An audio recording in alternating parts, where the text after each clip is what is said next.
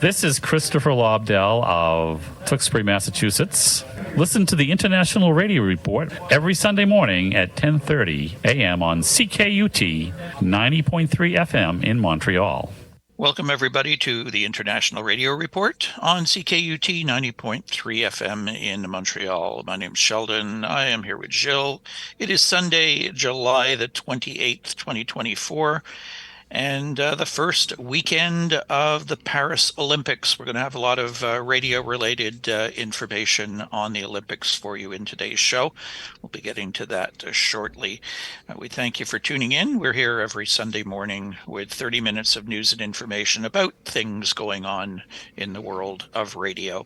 And we're going to start off the show today with a clip that we have regarding how listenership to radio has soared local news-wise. When things are happening, people are going to the radio. And we've always said that this is important, and I think this story will sort of back that up. So we'll let you hear this clip. We should mention that you'll notice that this clip is done with an automated voice. We'll talk a little bit about that after we're listening to the clip. Local news radio listenership soars. Local news radio once again proved its value during the assassination attempt on July 13, with a notable surge in listenership across Audacy platforms and stations. This incident highlights just how omnipresent and reliable local news radio is when it matters most. Local news audiences are incredibly engaged, valuing content that connects them to their communities. These listeners trust local news radio for its reliable voices and factual reporting. Interestingly, local news listeners are twice as likely to stick around through radio ads compared to the average listener, showcasing their loyalty.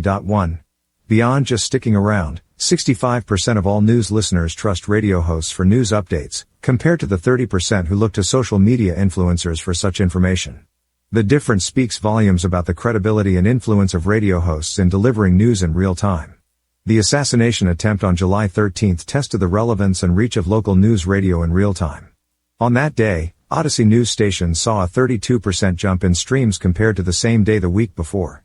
Mobile streams led the way with a 45% increase, while smart speaker usage rose by 30%. The region closest to the event saw a significant spike. Pittsburgh's KDKA-AM experienced a 55% increase in streams, underscoring just how vital the station was for local updates. On the West Coast, Los Angeles's KNX saw a 41% rise as listeners tuned in for the latest information. The spikes in listenership across digital audio platforms confirm, local news radio stations are truly with you during critical times, offering reliable and detailed coverage when needed most. The real-time increase in listenership highlights audiences' close relationship with their local news radio as their go-to source for information during crises. Engagement continued leading up to the first day of the Republican National Convention. Audacy news stations experienced a 5% rise in listenership compared to the previous Monday, as listeners sought to stay informed and understand any potential impact on the convention. The assassination attempt on July 13 highlights the essential role of local news radio today. With a significant boost in listenership and a clear preference for trustworthy, community-focused reporting, local news radio remains a key player in delivering reliable news. As people continue to seek out factual and trustworthy voices, local news radio stands out as an indispensable medium, providing real-time updates and a strong connection to the community. So it seems that when everything goes wrong, we go to the radio to learn more about it. Yeah, I think you need to have at least somebody that can get onto a live microphone and give you information as it happens, rather than I know we've had the issue here in Canada in many places where something is going on and you tune to the radio, and if there's not much left on the AM band, you go to the FM band, and the music stations that are automated are basically still playing music. Nobody has sort of cut in and interrupted the broadcasts to give you more information. But it is good to see that local news radio is coming to the forefront when necessary in many cases, and that people are using that as their source.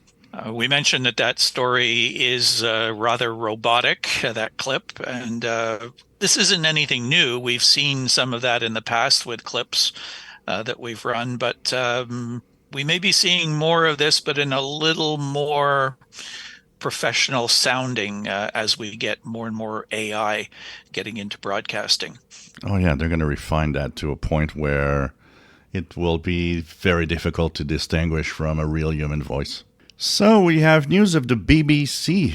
The BBC says 450 million consume its global programming. This is by Nick Langan of Radioworld. How many people consume BBC content internationally?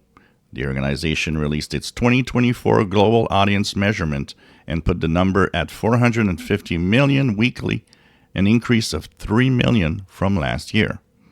The global audience measure is an annual update of how many people consume the BBC weekly for all international services in all countries across TV, radio, website, and social media. It excludes the BBC's output aimed at the UK market. It says its global reach remains resilient in the face of increased investment and fierce competition from other news providers, including state-funded news companies. BBC World Service offerings, operating in 42 languages, drew an audience of 320 million.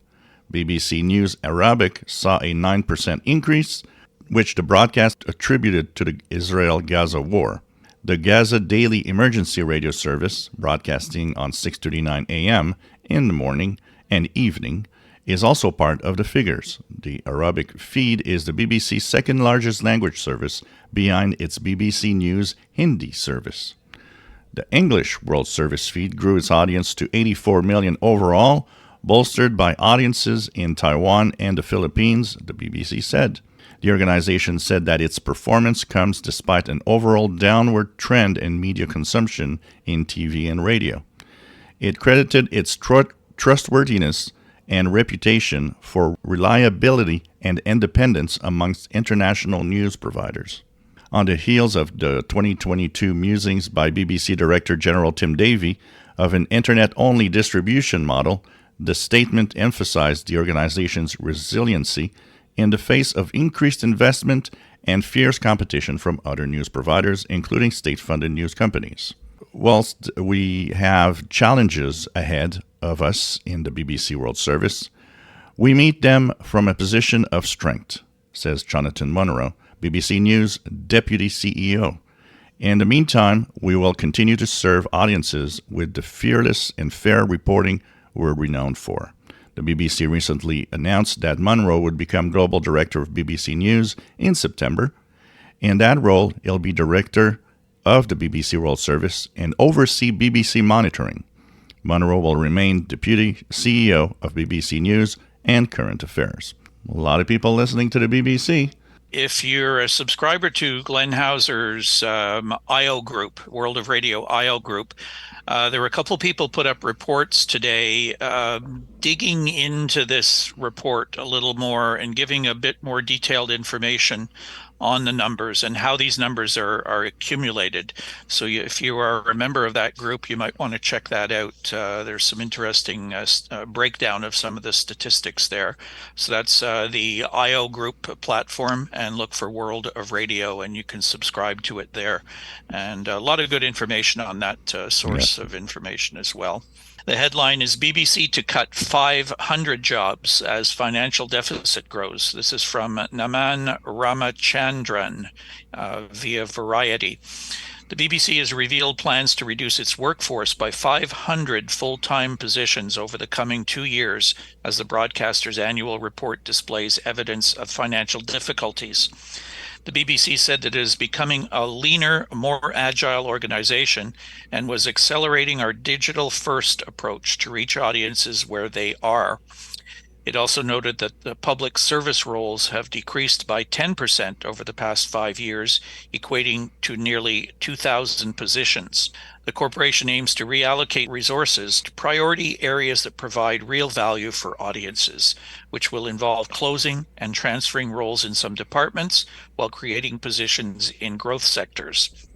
These changes come at a challenging financial time for the BBC.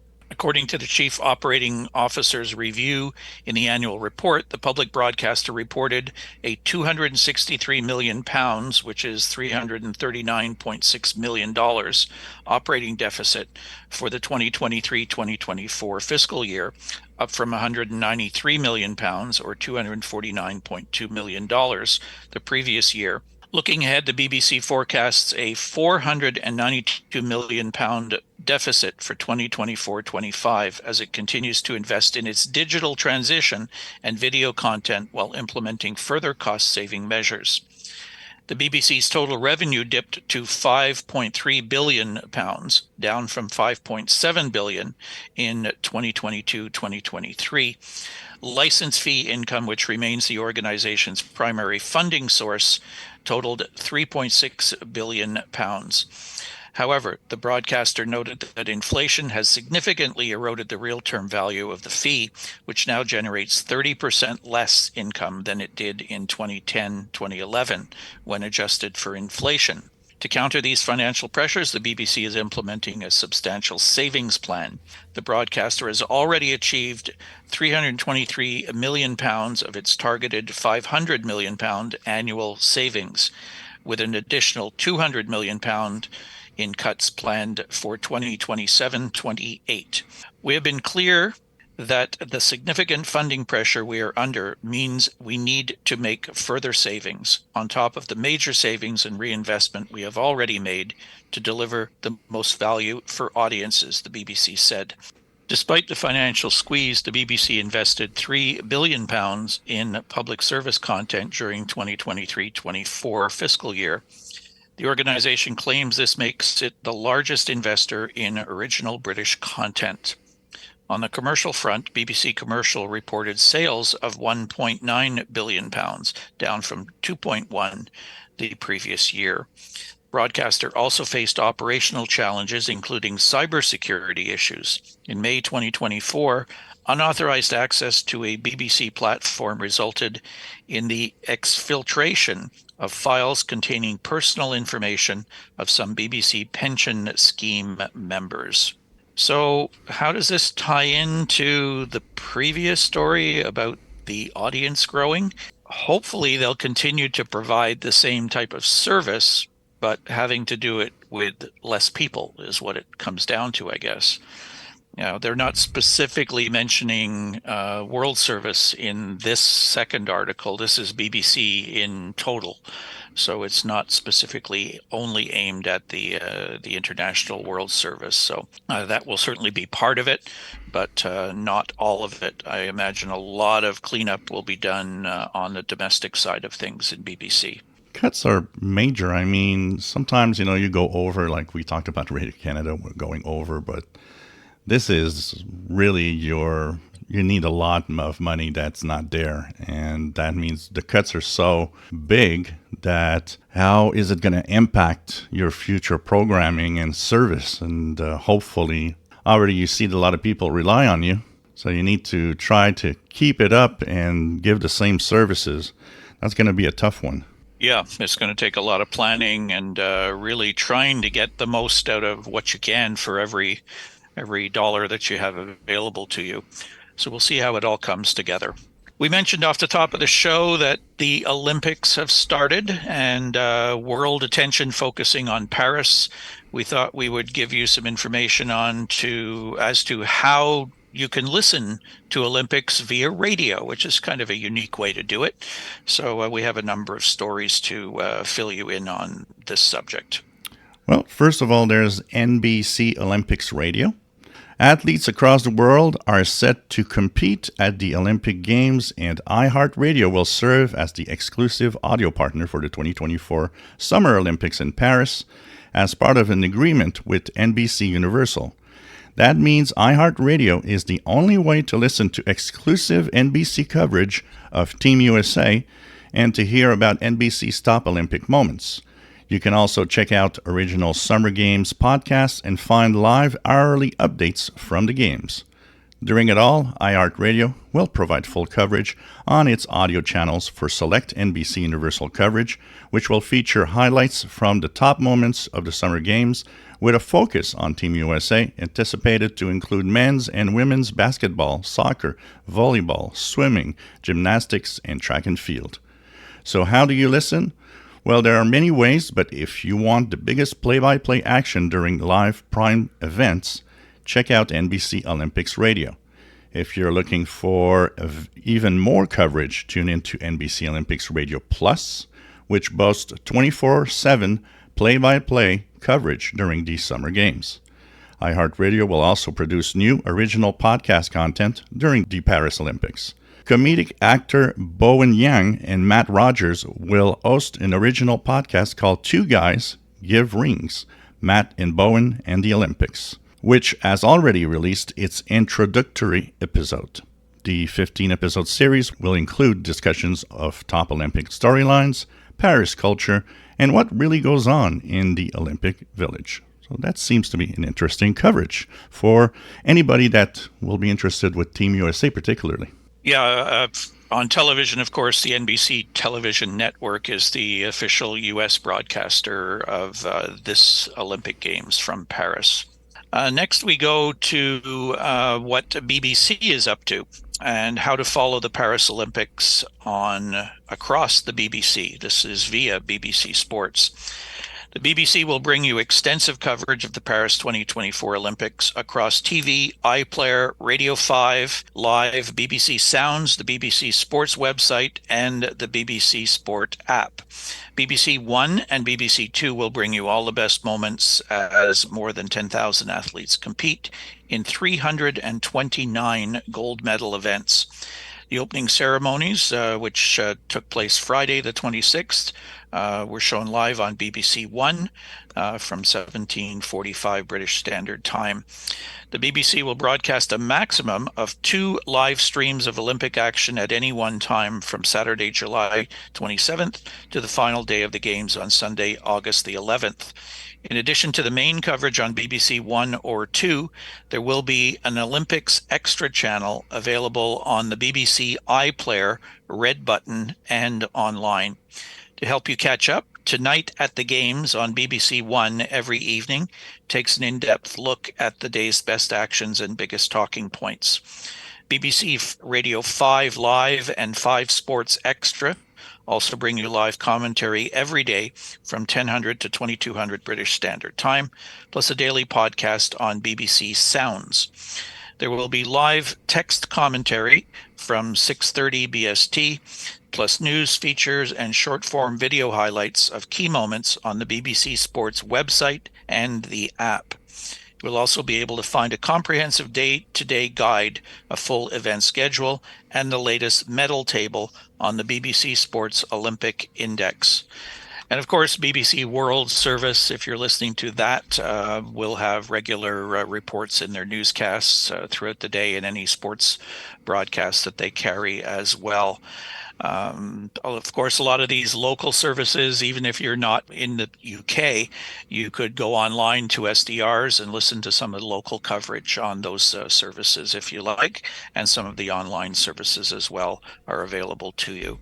I was tuning in internet radio on Thursday, just the day before the start of the Olympics, and was listening to Australia, I listened to France, I listened to BBC, and New Zealand, and it seems everybody's on the Olympics fever. Yeah, no doubt. There's going to be a lot. We didn't mention Canada. Of course, CBC is the national broadcaster that will be covering the Olympics in Canada. So I heard 22 hours a day coverage on CBC television. So wow.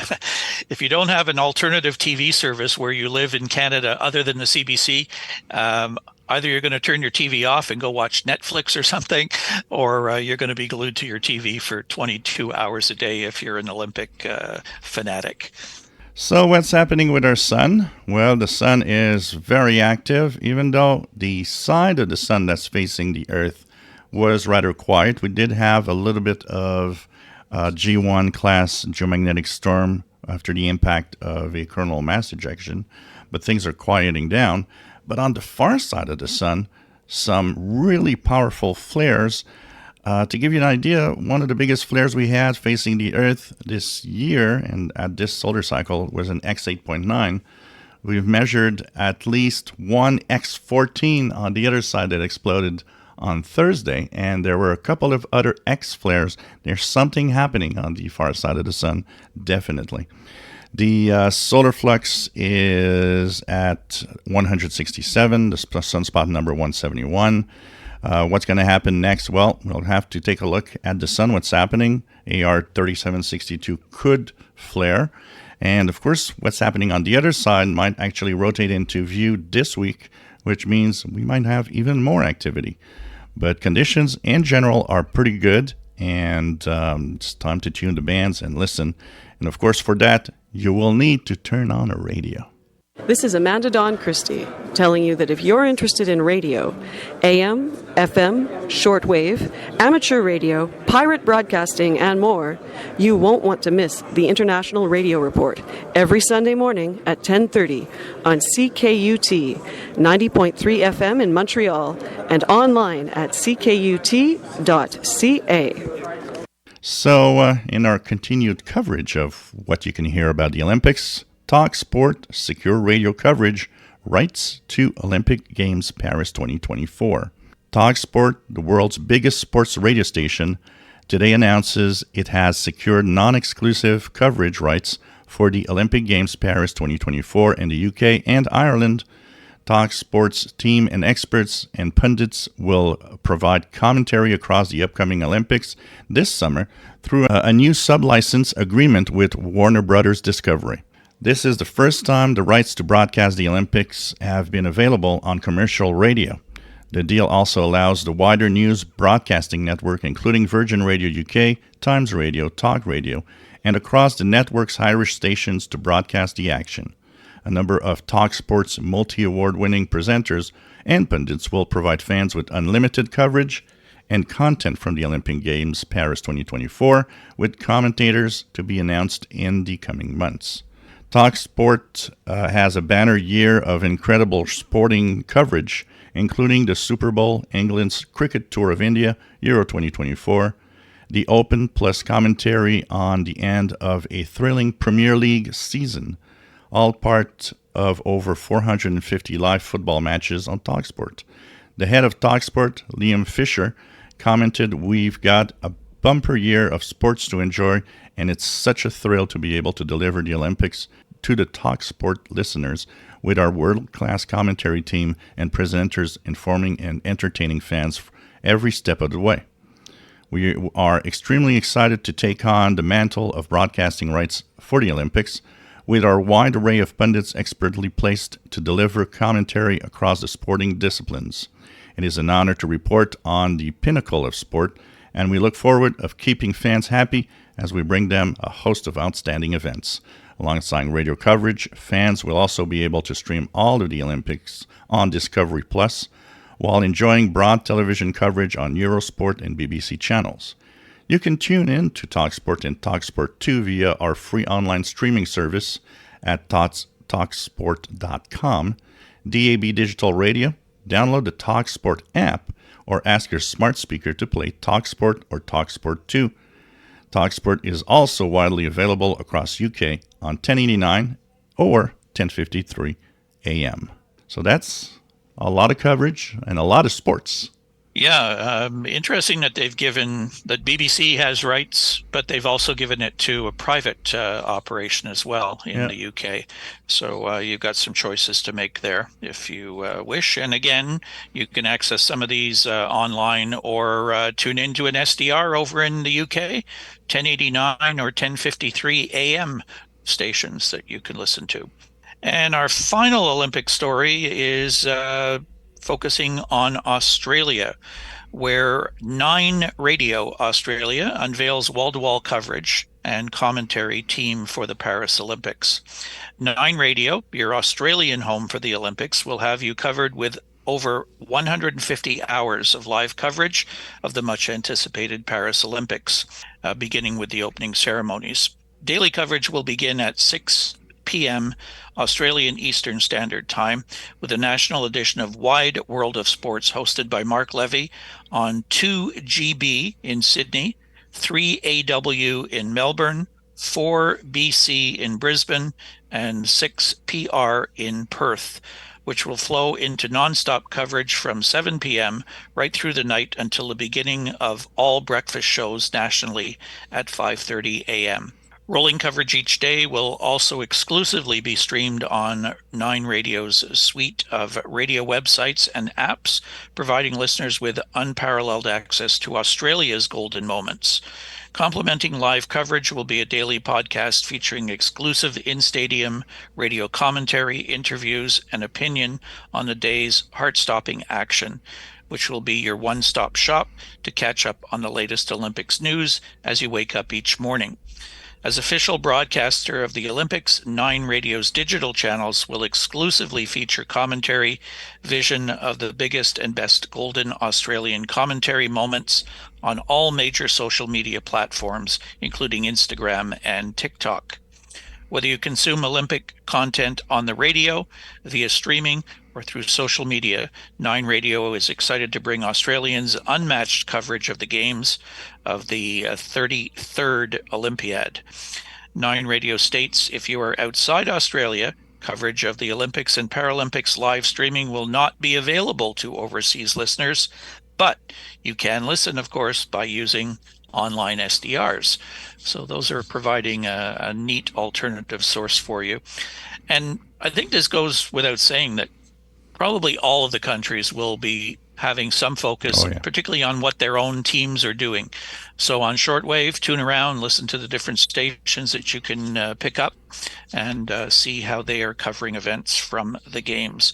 And hopefully everything will go as according to plan, and there won't be any other than sports-related stories tied into the Olympics this year. The security levels are through the roof. It's going to be a very tense situation, I'm sure, with everybody kind of holding their breath throughout the whole Games. Let's hope that everything goes off smoothly. So we have some upcoming ham radio contests. We have quite a few this weekend, next weekend, I should say, coming up. First is the organized by the Indonesian FT8 group, the Batavia FT8 Contest, 0-100 August 3rd to 23:59 August 4th. This is aiming to make amateurs around the world contact as many other amateurs and Indonesian contesters as possible. It'll be on 80 through 10 meters, but it is FT8 only. The 1010 International Summer Contest, SSB, from 01 Zulu, August 3rd to 23:59 Zulu, August 4th, organized by 1010 International Net. It's 10 meters only, and it's single sideband. An interesting one from the Slovenia Contest Club, the European HF Championship, 1200 to 23:59 Zulu on August the 3rd. 160 through 10 meters, no WARC bands, and this one's both SSB and CW, no digital. The National Contest Journal has the North American QSO Party, CW, 1800 Zulu, August 3rd to 05:59 Zulu, August 4th.